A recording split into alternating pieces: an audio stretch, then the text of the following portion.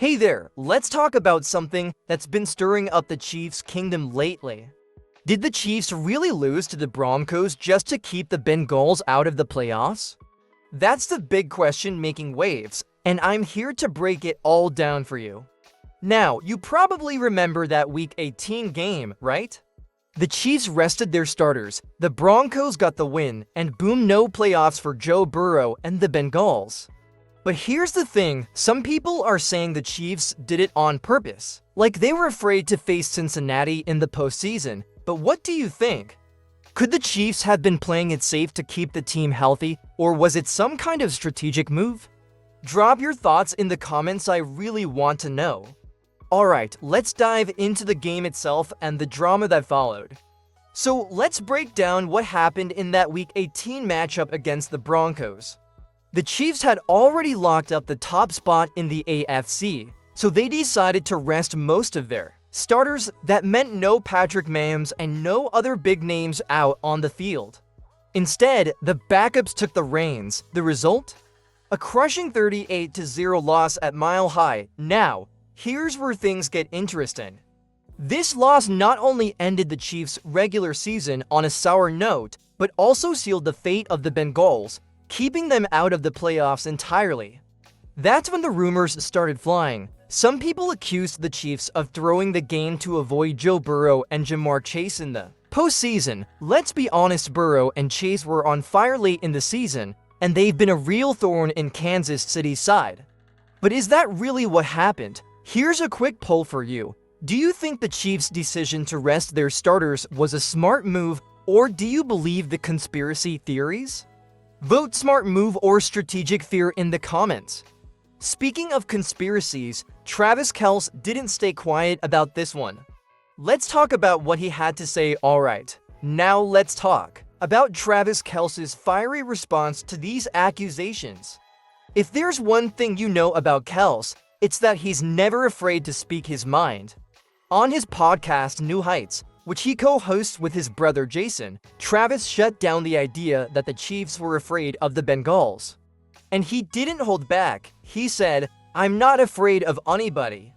I wanted the Bengals in the playoffs. I want to kill every dragon, one by one, like Mortal Kombat." That's vintage Kelce, bold, confident, and ready to take on anyone. But let's break that down for a second. Is this just classic trash talk, or do you think it's a mindset that keeps the Chiefs on top? Personally, I think it's exactly what you want to hear from a team leader. What about you? Does Kelce's attitude make you feel more confident about the team's chances next season? Drop your take in the comments. Now, Kelce's words definitely sparked conversation, but there's another layer to this story. What about Andy Reid's decision to rest key players in the first place? Let's unpack that next. Let's dig into Andy Reid's choice to rest the starters in Week 18. On the surface, it seems logical, right? The Chiefs had already secured the top seed in the AFC, so why risk injuries? Patrick Mahomes, for example, had been dealing with some ankle soreness late in the season. Keeping him and other key players healthy for the playoffs was a no-brainer. But here's where it gets tricky. Some fans and analysts argued that this move handed the Broncos an easy win and gave fuel to the theory that Kansas City was avoiding a showdown with Cincinnati. Burrow and Chase had been red hot, and there's no denying the Bengals have been one of the toughest challenges for the Chiefs in recent years. What do you think? Was this a smart play by Reid, or should the Chiefs have gone full force to silence the critics? Share your thoughts below. Now, whether it was strategy or coincidence, this game added another chapter to the growing rivalry between the Chiefs and Bengals. Let's look ahead to what's next for these two teams. The Chiefs and Bengals rivalry has quickly become one of the most exciting matchups in the NFL. In just 2 seasons, we've seen them split critical games, the Bengals taking the AFC Championship in 2021 and the Chiefs earning revenge in 2022. Each game has been a nail-biter, and you can feel the tension building with every meeting. Looking ahead, it's clear these two teams are on a collision course. Burrow versus Mahomes, Chase versus the Chiefs secondary. It's what football dreams are made of. So here's the big question. Who do you think will win the next chapter in this rivalry? Let's hear it in the comments. If you enjoyed this breakdown, don't forget to hit that like button, subscribe, and share with your fellow Chiefs fans. Tuck that one away. Someone's a writer, David Lloyd. Still following Tyreek Hill in his "I'm out" declaration after the Dolphins' season-ending loss to the Jets on Sunday. This past Tuesday, Dolphins GM Chris Grier said he had a productive conversation with Hill, adding Tyreek did not ask for a trade. Thursday, on the Pat McAfee show, Hill's agent Drew Rosenhaus said Tyreek is committed to the team. What you see with Tyreek is very genuine. He wants to win. It's not good enough for him not to make the playoffs. I think at the end of the day, he's committed to this Dolphin football team. I believe that Tyreek is a great asset to the Dolphins, and I think he's the least guy that people should be worried about for this organization. They have many more worries. Tyreek Hill's not one of them. Baltimore Ravens receiver Zay Flowers will miss this weekend's playoff game against Pittsburgh after injuring his knee in the regular season finale. Coach John Harbaugh saying earlier this week Flowers' injury was not expected to be season-ending. Now the Ravens need to advance for him to return. And NFL is moving Monday's Vikings-Rams wildcard playoff game from SoFi Stadium to Glendale, Arizona, saying the decision was made in the, quote, interest of public safety as wildfires continue to ravage Southern California. The league had said earlier this week Arizona would be the contingency plan if the game needed to be moved. Thursday, as the fires continued raging, the decision was made. Now, as the league was making that decision, another fire broke out in an area several miles from the Rams training complex in the Woodland Hills neighborhood as the team was practicing, leading the team to cancel Thursday's scheduled player media availability. Here's Rams head coach Sean McVay. Obviously, our thoughts and prayers are with everybody that's been affected by, these fires. It's one of those deals that almost doesn't feel real, but it certainly is real to the people that are affected. And, praying, that as many people are okay, and, you just see the amount of people that are affected. And it's one of those deals that, it gives you perspective. And so hopefully get this stuff, under control. And, it's been a unique week. Fortunately for us, there's been some people that have been affected in regards to power outages, recommended evacuation. A couple of our staff members did have their homes affected. But fortunately, to my knowledge. That was my 82. Says the wide receiver is committed to the Dolphins despite post-game comments. Tyreek reportedly met with Dolphins general manager Chris Grier and head coach Mike McDaniel earlier this week, and Rosenhaus believes his client remains faithful to the club. Excuse me. I think at the end of the day, he's committed to this Dolphins football team. He had an excellent meeting with Chris Grier and Mike McDaniel. I believe that Tyreek is a great asset to the Dolphins, and I think he's the least guy that the people should be worried about this for this organization. They have many more worries. Tyreek Hill is not one of them. Right. All I know, look, he mentioned this about the broken wrist and all that. All I know is this. They asked Tyreek to go into game. If we are to believe what Mike McDaniel said, he asked Tyreek to go in the game in the fourth quarter. They said Tyreek said he was unavailable. It was brought to Mike McDaniel. It's not a new injury. Now, he said he had a broke wrist, blah, blah, blah. Okay, fine. But at the thing, if you started the game with that, you can't leave him high and dry. There was a sound. Wasn't there a sound that Waddle asked Reed, "Are you okay?" And what did Tyreek say? Yeah. It ain't a good look, Ocho. There's no different, and I said this before, there's no different than what AB did in that very stadium. There's no different than what Campbell did for the 49ers. And then to exacerbate, to make matters worse, this man change his profile, put his face on AB, and we're supposed to say like, "Oh, there's nothing wrong." Come on, Ocho. No, I mean, listen, there's something wrong. There's something wrong. Listen, where there's smoke, there's fire, huh? Always, no matter what Drew Rosenhaus says, no matter, and listen, Cheetah said what he wanted to say. There were frustrations. What led to that, not going back into the game, we would never know the true answer. We'll never know the true answer. Listen, I can sit here and call him and be like, "Hey, bro, what happened? What really happened? Why did you go back into the game? What was wrong? Were you tired of getting cardio? Were you tired of the fact that they weren't able to get to the ball? Are you upset that the season isn't what it should have been for you? Obviously with Tua's injuries early in the season and then not having the adequate time or getting the opportunity needed once he came back to the game to get your numbers where they should be for the type of player that you are. Listen, Reek, if you see this, I mean, it's Cheetah. Justin Jefferson had a good season this year. Jamar Chase had a phenomenal, obviously Triple Crown winner this year. Tyreek is still the best receiver in the NFL. I don't want people to forget that. I don't want you to forget. Now, I know what we see is what have you done for me lately? Obviously, there are reasons why his season didn't go the way it did this year. There's reasons why. We understand that. But Cheetah is still the most dangerous receiver in today's NFL. I don't want people in the chat to ever forget that because of a down season. I believe he's the most dangerous, but I believe as far as total receiver, I think Chase and Jefferson has passed him, Ocho. Right. Listen, there's more than one way to skin a cat, yes, right? absolutely. There's more than one way to skin a cat. But listen, Chase is talking scary. about catfish, though, right? You talking about skin catfish, right? Okay, Yes, okay. yes, I don't want Peter to come in here and try to shut us down, Ocho. Right. Oh, my bad. Hey, but I'm just saying, from an instance of who you don't want to face, who you don't want to touch the ball and have any kind of crease or any kind of angle. Hey, listen, you might the fat lady might start singing. That will always be Tyreek. I don't want people to lose sight of how great Tyreek Hill is because of a down season. I don't know what his frustrations were.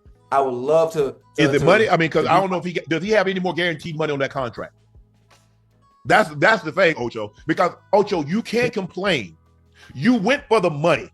And in nobody's mind did they ever think that Tua was better than Mahomes. Now you got the money. You secured your family. Now, if you blitz through 72 million guaranteed, probably made like $90 million over the last 4 years, 100 million over the last 4 years. If you blow through that, hey, I don't know what to tell you, Joe. But you cannot complain. Oh, I want to win. Really? You left the win over the last 5 years. Who's won more games than the Kansas City Chiefs, Ocho? If it's about winning. Oh, man, I ain't used to this. You don't think. Listen, wait a minute. Now we have to understand why he left the Chiefs. Now, based on who Tyreek was and what he was bringing to the table, they weren't paying him what he was worth. So I understand why he left to go to the Dolphins. You went to the money, and not only that, he didn't miss a goddamn beat in any category as a receiver. He didn't miss a beat. Remember what Tyreek Hill did just last year? 1,700 yards. I forget. The only reason things weren't the same this year is because of the injury to Tua. Ocho, you can't. Ocho. There's a reason why quarterbacks, when you have a backup, there's a reason why the backup is the backup. Yeah. There's a reason but why. You got to be the same no matter what. You got to show up with your hard hat and your lunch pail regardless. Because now it seems like Tyreek's a front runner. When things are going good, he's there. Now, why we didn't hear nothing about no broken wrist all year long? Let me ask you this, Ocho. Oh, no. Wait a minute. Remember, there were a few games where he was on the injury list due to his wrist. He could have gotten surgery, but it was messed up. But he kept playing. He had to. Let me ask you a question. If Tyreek makes the Pro Bowl and he gets 1,400 yards, do we hear anything about this wrist? Yes or no? No, sir. So why are we hearing about it now? See, Drew is trying to give him a cop out. That wrist, his leg wasn't broken. No, he calmed down. Look, Ocho, man, you know how I am, Ocho. I know how you are. I know how you are. But what I'm not going to do is I'm not going to make excuses. Thank you. I appreciate that. I'm just saying he did have a wrist injury. They brought it up a few times earlier in the season. I don't know if he landed wrong or did something. I think he needed surgery, but he opted out of getting surgery and decided just to tape it up very, very heavy and continue playing. That's all. Well, damn. I mean, it looked like look at the first game he had. That game winning touchdown that he called. Remember that? What about them 100-yard games that he had? I couldn't tell.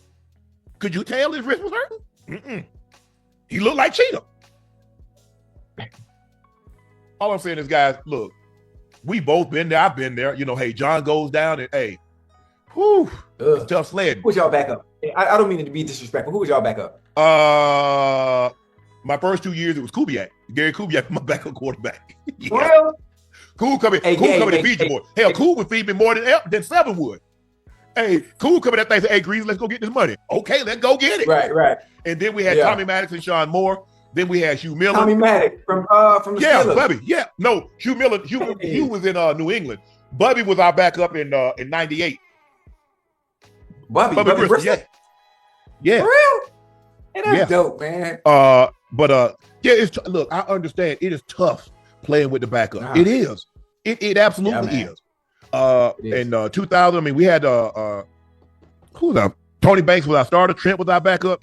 Trent. Oh shoot, Tony Banks from the Ravens. Yeah, he originally went to San Francisco. Went to the Rams.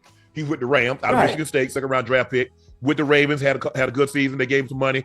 2000, he was our starter. Trent, they signed Trent as a free agent to be a backup.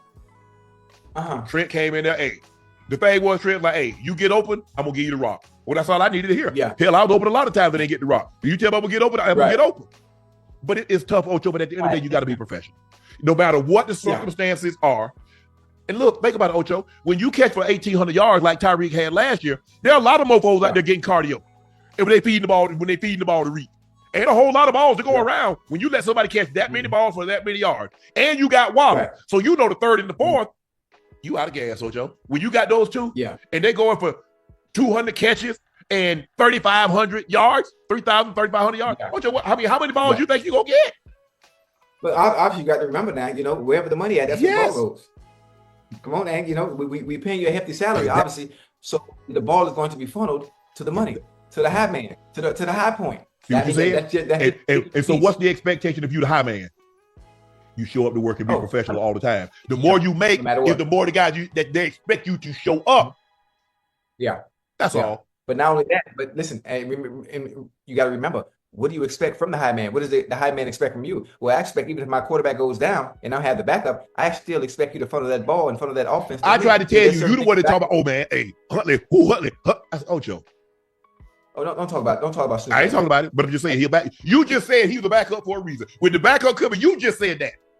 I see. Now I didn't say any names. I'm saying specifically across the league, there are 32 teams, and there's a starter. The starters are started for a reason. Sam Darnold was a backup.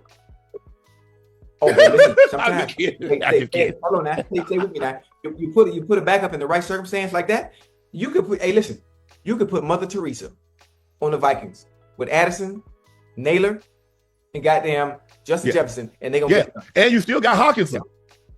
Oh, you gonna get it done. Now certain circumstances, circumstance matters. Yes, absolutely.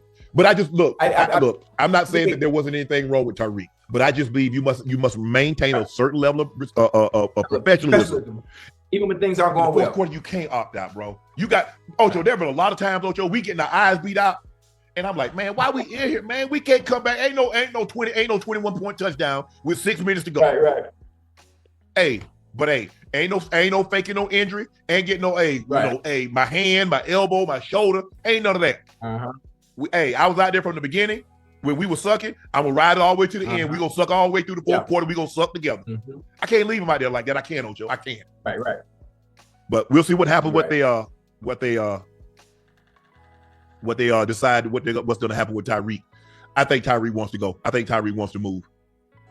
Yeah, because you can't depend on. You can't depend. I don't know, but I don't know what he was thinking. Ocho, you have a guy that has an injury history.